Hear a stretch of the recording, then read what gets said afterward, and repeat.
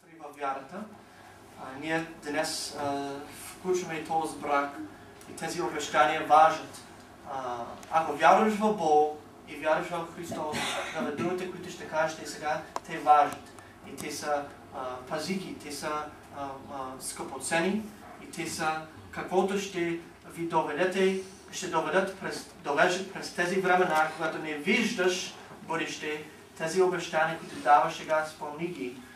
Писваме там на видео, аз ще го напиша, ако искате, ще сложим на YouTube, ако искаш. Но това е открито пред Бог и пред вашите брати и сестри. Вие давате тези обещания.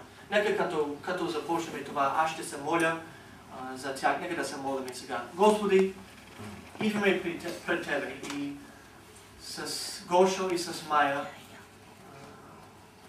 Ние колко сме горливи на тях, се гордеем в тях.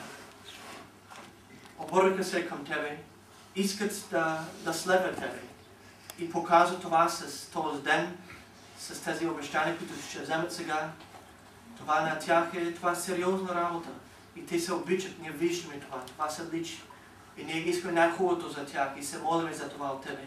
Дай им здраве, дай им дълъг живот в тази земя. И не само дълъг живот, а просто и хубав живот. С мир, с спокойствие вкъщи. Дай им място да живее за себе си. Дай им работа. Дай им възможности да успеят със средства.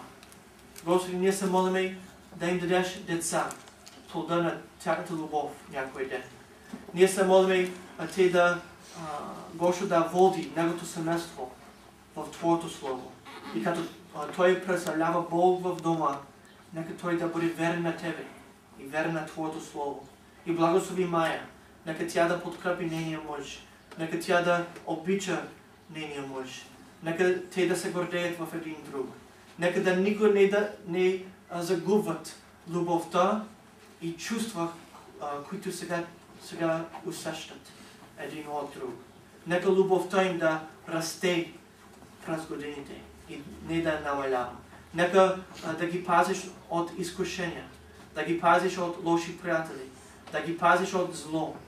Пази ги и дай им благословение, които само Ти можеш да дадеш.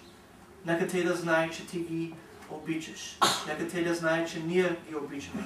Нека те да знаят през целия им живот, че семейството го обича, Господи. Благослови ги сега, благослови този ден. Нека да бъде свят пред Тебе. Приеми ги като семейство. Приеми ги като стават една плът пред Твоите очи. И в Твоето име, Исусе, се молим. Амин.